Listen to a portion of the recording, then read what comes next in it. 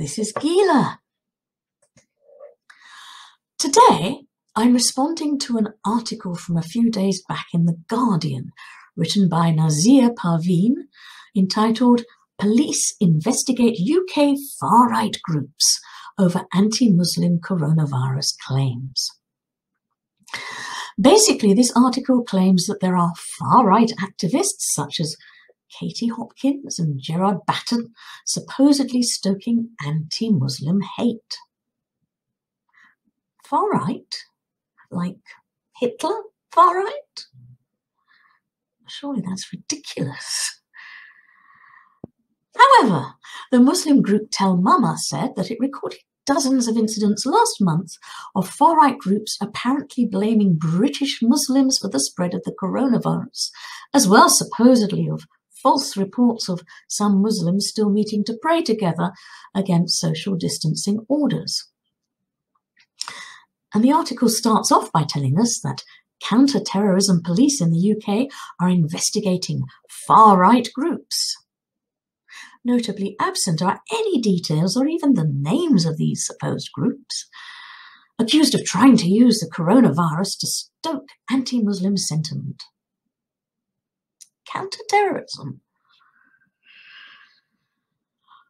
Now, perhaps I need to make clear in this deeply suspicious age that, of course, I respect the rights of all people, including Muslims, to practice their religion freely, so long as they're not harming other people.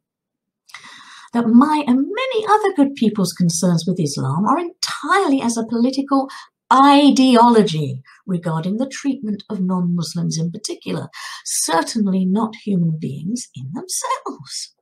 And that, of course, bullying Muslims in any way is no less reprehensible than bullying anyone else would be. But, by the same token, Islam as an ideology should not get any kind of free pass, any more than any other belief system does. And tragically, certain parts of his teachings bear far more resemblance to the supremacism, hatred and bigotry of Nazism than they do to any kind of religion genuinely promoting peace and tolerance as Westerners understand it.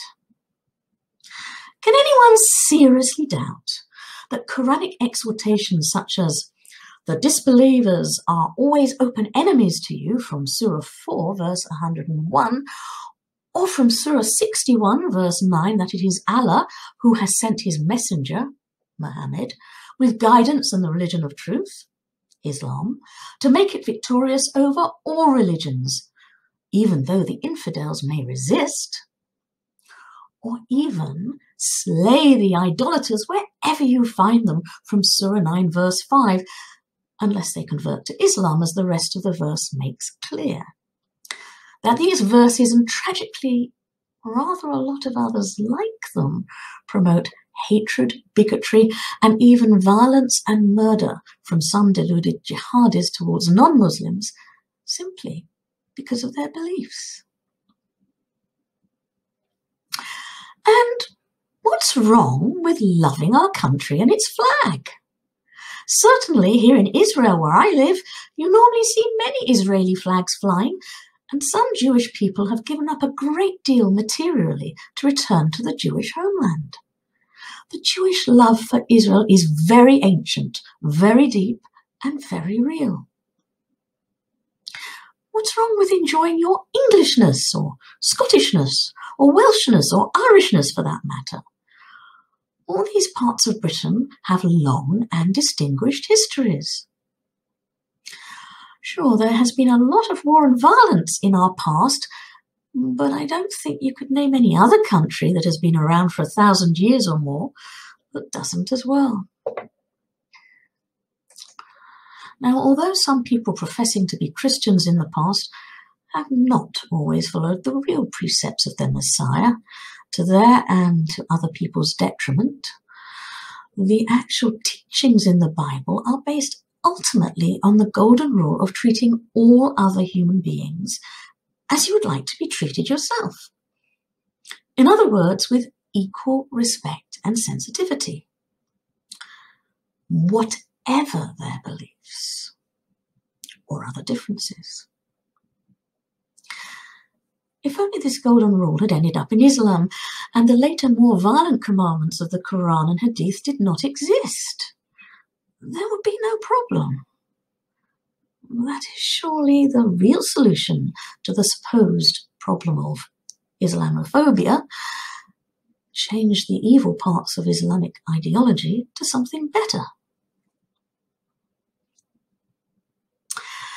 It is becoming more and more evident from recent scholarly research and discoveries from people like Patricia Kroner and Dan Gibson that early Islam most likely did not come about according to the standard Islamic understanding given in the Sirah and the Hadith.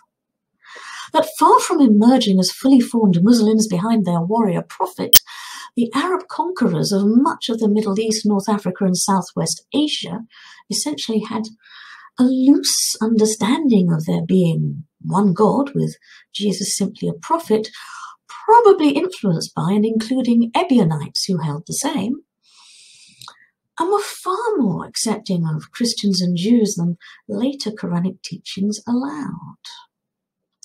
That Muhammad, if he existed, was actually a Nabatean from Petra, and that Mecca in Arabia was only founded in the 8th century. That the Quran was gradually pieced together to include earlier Christian writings, probably from Ebionites or others considered heretics after the Council of Nicaea, who did not accept the Trinity. And that this supposedly divinely inspired perfect book was probably not completed in any final form until sometime in the 8th century at the very earliest. That the reason there are so many Quranic commandments that are political in nature rather than religious is ultimately because the Arab Empire and the various political battles and upheavals in its earliest 2 centuries came first. And the more religious part of the ideology of Islam, with Muhammad as its fully fledged prophet, only later on. Now, I can, of course, understand any deeply believing Muslim to be upset at these findings and conjectures, although logically, if they are actually true, wouldn't the rational response be to find out more about them and rethink things through for yourself? But my and many other people's lack of respect for any real veracity in Islamic ideology in no way implies any lack of respect for the human rights of Muslims, equal human beings before the law. Indeed, personally, as an Orthodox Jew, I have a great respect for the Islamic belief in one God, Muslim submission to him, and for the good parts of their belief system.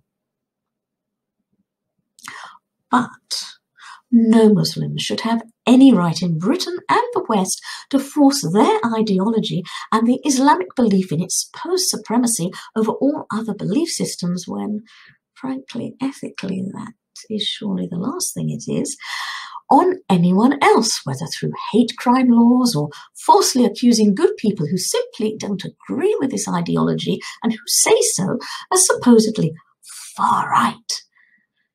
It is surely way past time. That was made crystal clear by all people in positions of influence in Britain.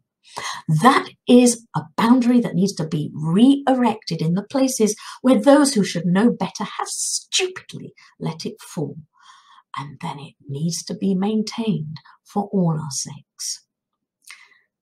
If we truly love freedom and equal human rights for everyone, whatever our differences, we need good and fair boundaries in order to preserve them for our descendants. Thank you so much for listening. Stay safe. Goodbye.